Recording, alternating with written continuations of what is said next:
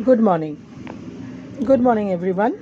In today's class, I shall be discussing Thakur'S by Munshi Premchand.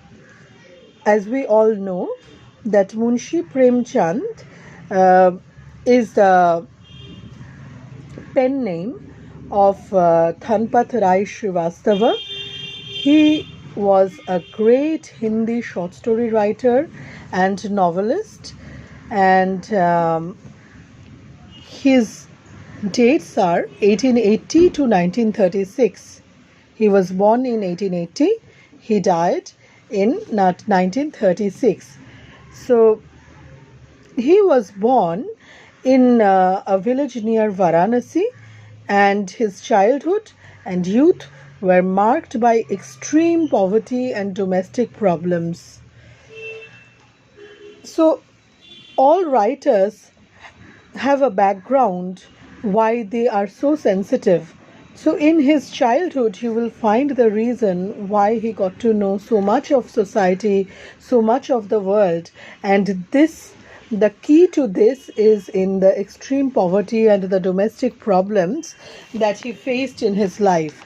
So he disregarded all social taboos and then married a child widow. So from the very beginning, his life was the life of a fighter who fights for a social cause.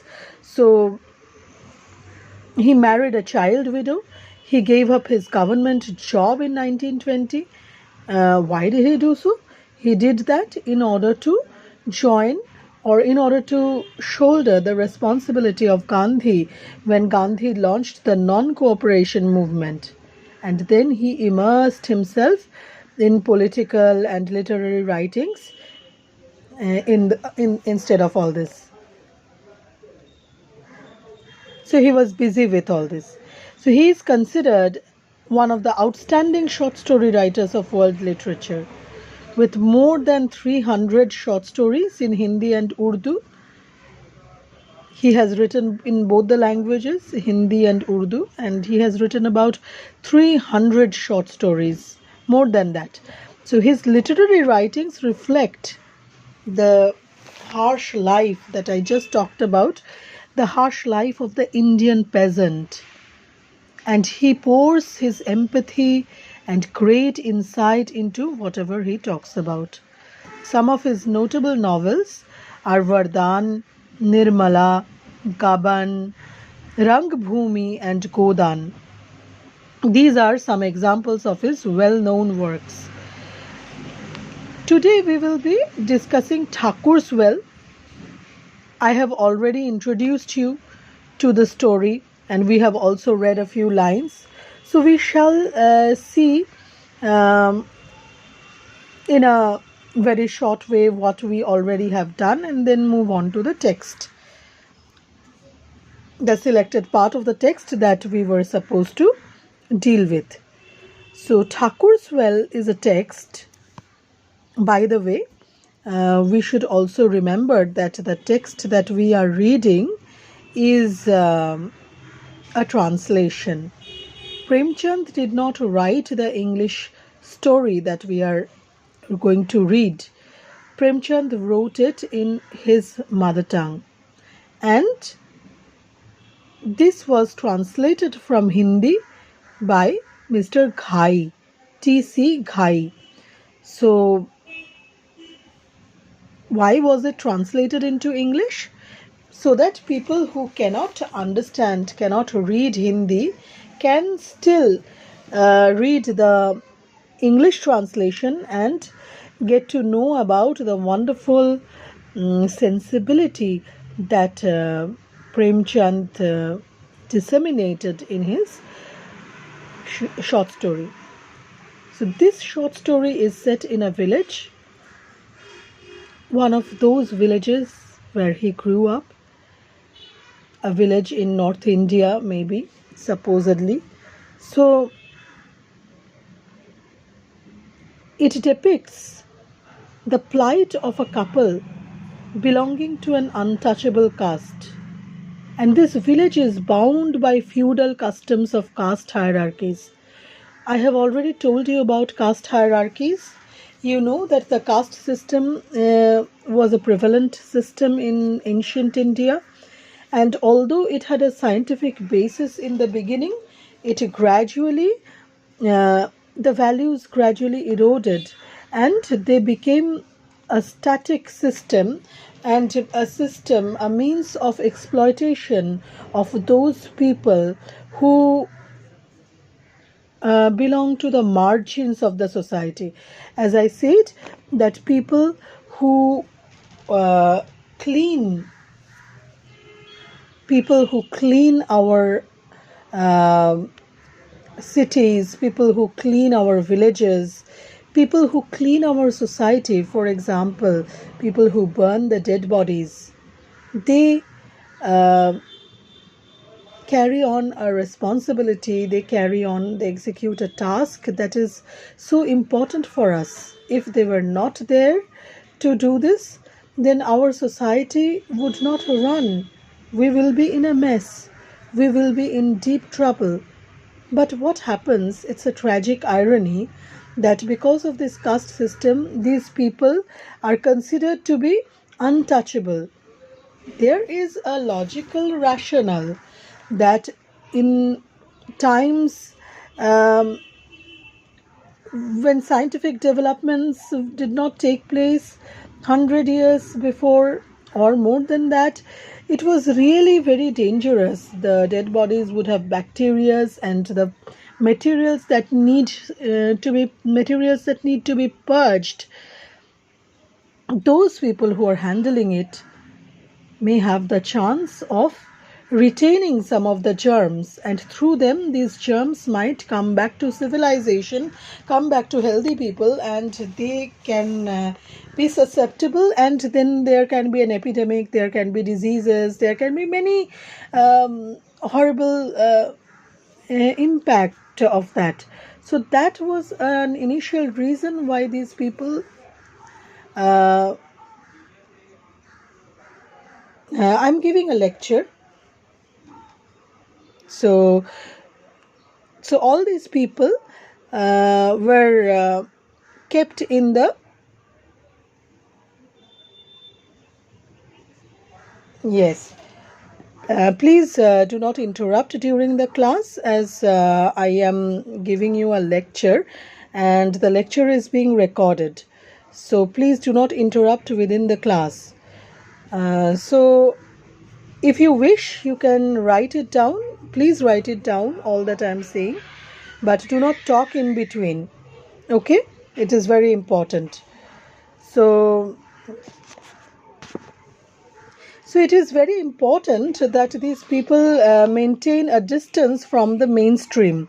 It was important that these people maintain a distance from the mainstream people, because the mainstream people may not have the immunity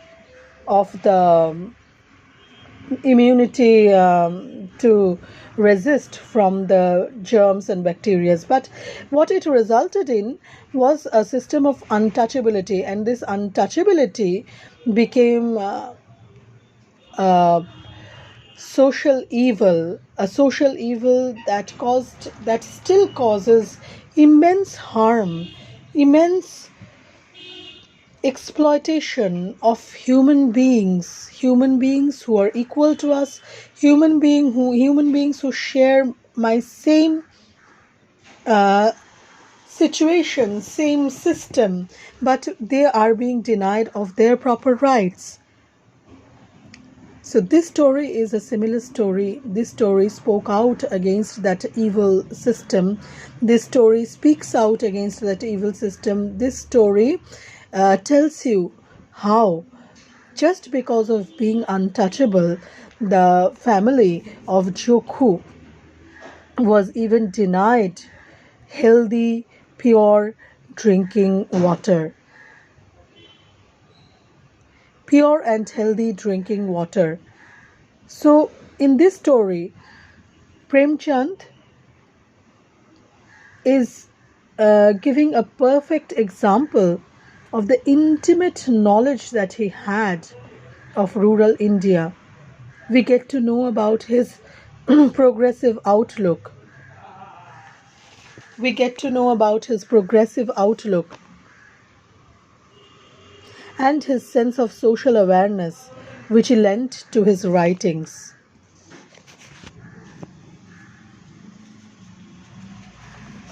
So, coming to the short story, we have already seen that a very ill Jokhu was lying in bed.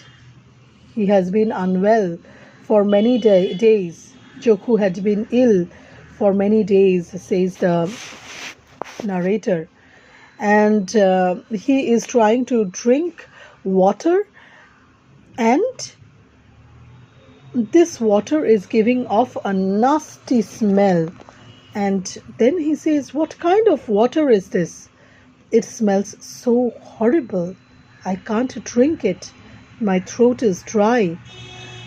You are making me drink this foul water." So Gange used to store up water in the evening, and the well was far away, and it was difficult to walk that distance again and again. There were 3 wells in the village.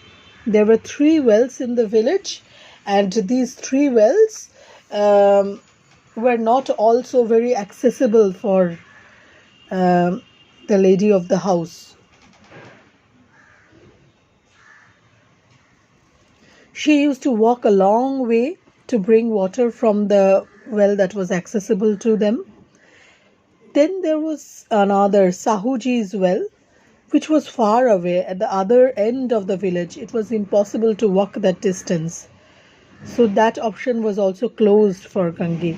And then there was another well that was a personal kind of well for the Thakur'S.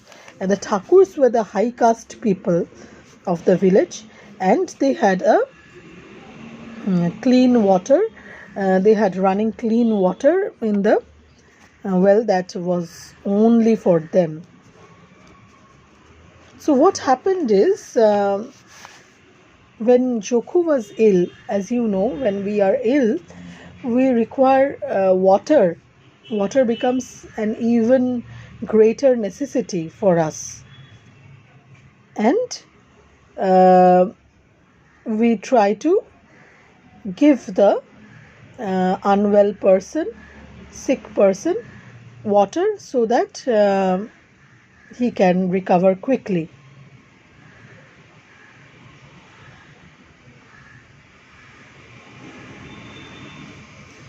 So it was difficult to walk the distance, and the water that was needed for Jokhu to get well quickly was not available. Why? Because this water has become polluted and impure. The reason is unknown. Gange thinks that probably a dead animal or some kind of dead creature has fallen in the water, and that has polluted the water, and it is giving bad smell, and it is totally unsafe to consume this water. She didn't also know that if she boils this water, she might get something tolerable.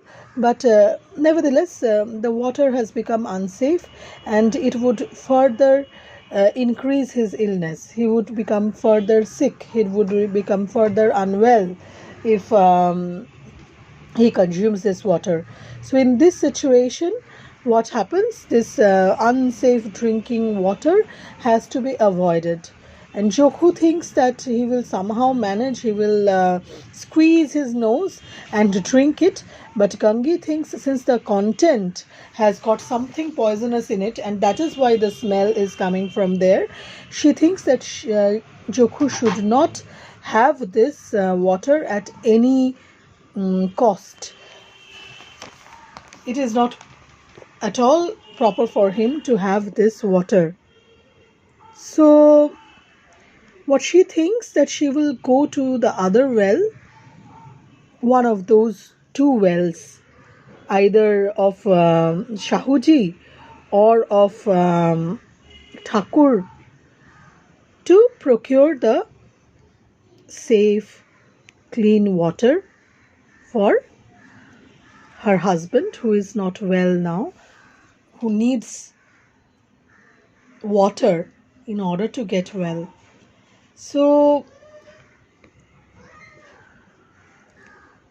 she tells Jokhu that yes, I will try to bring water from somewhere.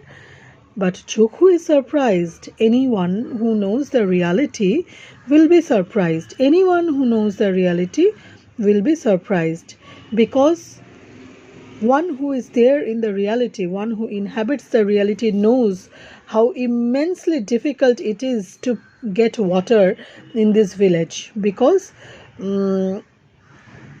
let me read out from here. There are two wells, the Thakur's and the Sahu's. Won't they let me have even one lota full? You'll get only broken arms and legs. Nothing else. Sit quietly.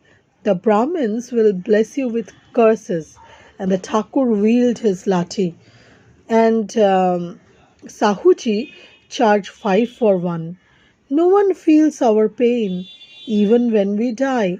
No one comes to see, least of all to lend his shoulder to the bier. Will such people let you draw water? This was the bitter truth. Gangi kept quiet, but she did not let him drink the stinking water. So you can see that the poor dear wife wants her husband to have the best of the situation, and she wants to risk her life for this. And the husband, Jokhu, clearly knows that if an untouchable woman, that too, goes to get water from the high caste well, she will be beaten, she will be tortured, she will be harassed, she will be insulted. But even if you beat someone, harass someone, insult someone, torture someone, the need for basic human rights, the need for water, the need for clothes, the need to get warm clothes in winter, the need for food, shelter, the need for clothes, everything remains intact. These are the basic things. And even if you are untouchable, even if you are high caste, whenever you are denied of this, your life will be in great trouble. And for this, an untouchable family needs to face so much exploitation in the hands of high caste Brahmins of North India. So it was 9 o'clock in the night, and the exhausted laborers had gone to sleep. Only a few people, idle people, were talking, and at that time Gangi arrives to get water from the well. And here you will find a thriller almost, the way it is written. Exquisite mastery of Premchand. You will see the way he writes, he describes the situation when Gangi reaches Thakur's well, and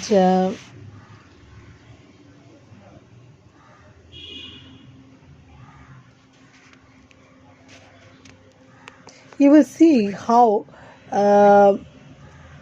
Gangi is trying to get water from Thakur's well, and gradually she somehow manages, but then she fails, and when she leaves the place, goes back to her home, she is in the same situation. She sees that Jokhu is drinking the dirty water, unclean water, unsafe water, and their life is in the same darkness, same depression where it was. There is no light, there is no way out.